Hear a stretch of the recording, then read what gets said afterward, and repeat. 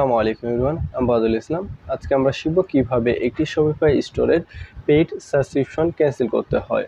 আমরা অনেক সময় বিভিন্ন প্রয়োজনে শপিফাই স্টোরের পেইড সাবস্ক্রিপশন নিয়ে থাকি।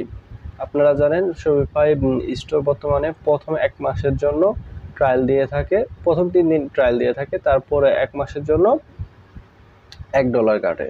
তারপর থেকে তাদের যে প্ল্যান অনুযায়ী আছে, মিনিমাম যদি সর্বনিম্ন প্ল্যান নেন $25 কাটবে মান্থলি, আরও অনেক বড় বড় প্ল্যান আছে। আমরা অনেক সময় প্র্যাকটিসের জন্য শপিফাই প্ল্যানটা নিয়ে থাকি, অথবা ব্যবসায়িক কাজে শপিফাই প্ল্যান নিয়ে থাকি। যখন আমাদের প্রয়োজন থাকে না তখন আমাদের এই প্ল্যানটি ক্যান্সেল করতে হয়। এই প্ল্যানটি যদি আমরা ক্যান্সেল না করি তাহলে আমাদের কার্ড থেকে প্রতি মাসে পেমেন্ট কেটে নিবে শপিফাই। তো আজকের এই ভিডিওতে দেখব কিভাবে আমাদের এই শপিফাই প্ল্যানটি ক্যান্সেল করতে হয় এবং কিভাবে একটি শপিফাই স্টোরকে ডিঅ্যাক্টিভেট করতে হয়। চলুন সরাসরি স্ক্রিনে চলে যাচ্ছি। প্রথমে আপনাদের যে জিমেইল অ্যাকাউন্ট খোলা আছে, শপিফাই স্টোর ক্রিয়েট করা আছে যে জিমেইল দিয়ে, ওই জিমেইলটি ক্রোম ব্রাউজারে লগ ইন করে নেবেন, অথবা যে কোনো ব্রাউজারে লগ ইন করে নেবেন। আমি ক্রোম ব্রাউজারে লগ ইন করে নিচ্ছি। আমি সরাসরি আমার স্টোরে চলে যাচ্ছি। এখানে দেখতে পাচ্ছেন এটা হলো আমার ওয়েবসাইট। আমি প্র্যাকটিসের জন্য ওয়েবসাইটটি ক্রিয়েট করেছিলাম বা শপিফাই স্টোরটি ডিজাইন করেছিলাম। এখন যেহেতু 1 মাস প্রায় হয়ে গিয়েছে, 1 তারিখে আবার আমার শপিফাই স্টোরে টাকা কেটে নেবে বা রিনিউ হবে। মান্থলি যে চার্জটা কাটবে, আমি চাচ্ছি 1 তারিখ আসার আগে প্ল্যানটা ক্যান্সেল করে দিতে, অথবা স্টোরটা ডিঅ্যাক্টিভেট করে দিতে, যাতে আমার আবার চার্জ না হয়। এর জন্য আমরা সরাসরি প্রথমে চলে যাব শপিফাই ড্যাশবোর্ডে চলে যাব। অ্যাডমিন ড্যাশবোর্ডে লগ ইন করে নেবেন। অ্যাডমিন ড্যাশবোর্ডে লগ ইন করার পরে আপনারা সবার নিচে চলে আসবেন। সবার নিচে দেখতে পারবেন সেটিং, এই সেটিংয়ে চলে যাবেন।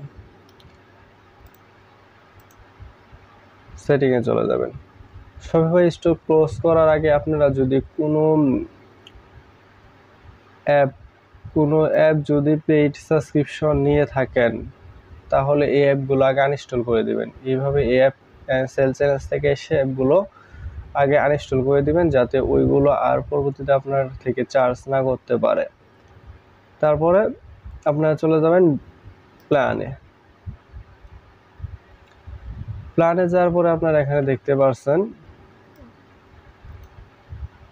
আপনারা এখান থেকে চাইলে প্ল্যান চেঞ্জ করতে পারবেন, কিন্তু আমরা যেহেতু প্ল্যান চেঞ্জ করব না, এখানে দেখতে পাচ্ছেন billing circle first month for $1 ইউজিটি, এবং পরবর্তী থেকে $25 থেকে কাটবে। মানে আমার সেপ্টেম্বর 1 তারিখ থেকে শপিফাই $25 করে কেটে নিবে আমি যদি এটা আরও ইউজ করতে চাই। যেহেতু আমি চাচ্ছি না এটা আর ইউজ করতে, তা আমি কি করব, এই স্টোরটা ডিঅ্যাক্টিভেট করে দেবো। ডিঅ্যাক্টিভেট করার জন্য এখানে আপনারা দেখতে পাচ্ছেন ডিঅ্যাক্টিভেট স্টোর, সরাসরি ডিঅ্যাক্টিভেটে ক্লিক করবেন। ডিঅ্যাক্টিভেটে ক্লিক করার পরে আপনারা এখানে দেখতে পাচ্ছেন 3টে option, switch to pause and build, keep building your store and working on your store with customer checkout enable for এত। আপনারা এই স্টোরটা পোজ মানে বন্ধ করে রাখতে পারবেন এবং এটাকে আবার কাজ করতে পারবেন, মানে বিল করতে পারবেন। এর জন্য আপনার প্রতি মাসে $9 করে কাটবে চেকআউট এনাবেল, মানে চেকআউটটা এনাবেল থাকবে। কাস্টমার চাইলে এখান থেকে চেকআউট করতে পারবে। স্টারে নিউ স্টোর, আপনার চাইলে আরেকটা নিউ স্টোর কি করতে পারবেন। আবার যদি অন্য একটা স্টোরি করেন তাহলে আবার $1 দিয়ে মান্থলি করে পাবেন। যেহেতু আমরা এটা যাচ্ছি না, তাহলে আমরা এটাকে ডিঅ্যাক্টিভ স্টোর করে দেবো। ডিঅ্যাক্টিভ করলে deactive your store for now and come back when you are ready, your store information will retain for 2 years। আপনারা যখন এই স্টোরটা ডিঅ্যাক্টিভেট করে দিবেন, তাহলে তারপরও শপিফাই আপনার যে স্টোরের ডাটাগুলো আছে এগুলো 2 বছর পর্যন্ত সংরক্ষণ করবে। আপনারা চাইলে আবার এসে আবার আপনি স্টোরটাকে চালু করতে পারবেন। এটাই। তো আমি ডিঅ্যাক্টিভেট ক্লিক করছি। ডিঅ্যাক্টিভেটে ক্লিক করার পরে কন্টিনিউ করার পরে এখানে দেখতে পাচ্ছেন আমাকে একটা রিজন সিলেক্ট করতে বলতেছে যে কেন আমি ওয়েবসাইটটা ক্লোজ করব।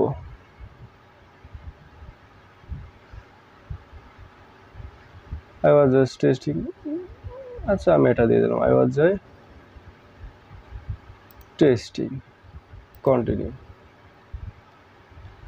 দেখেন এই জায়গায় আবার ওর একটাই দিচ্ছে, after you deactive your store you will no longer have access to your Shopify admin including your sales data, report, product and customer information. If you decide to give this another try, will retain for this information you track kickstart your store is okay, সমস্যা নেই। এই যেটা টিকটা উঠে দিবেন, store my payment details for easier store reopen, মানে এটাতে যদি tick দিয়ে রাখেন তাহলে আপনার যে পেমেন্ট ডিটেলস আছে ওটা সেভ করে রাখবে। পরবর্তীতে আপনার যখন স্টোরটা রিঅ্যাক্টিভেট করবেন তখন আর পেমেন্ট ডিটেলস অ্যাড করা লাগবে না। অবশ্যই এটা আপনারা টিক মার্ক তুলে দিবেন।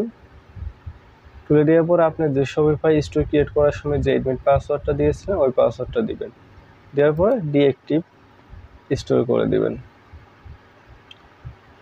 একটু সময় নিচ্ছে।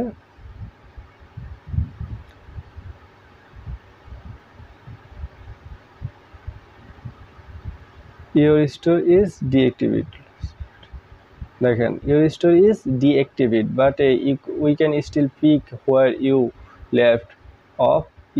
Your all work has been saved and you can easily reopen your store when you are ready to start selling again. You also the option to start a fresh and create new store starting at 1 USDT.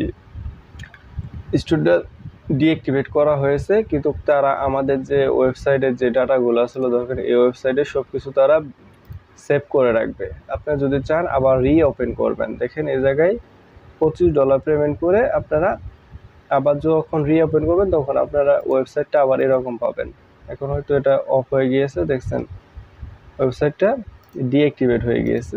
আবার যখন আপনারা $25 payment করবেন ওয়েবসাইটটা আবার ফিরে আসবে। তারা এটা 2 বছর পর্যন্ত রাখবে।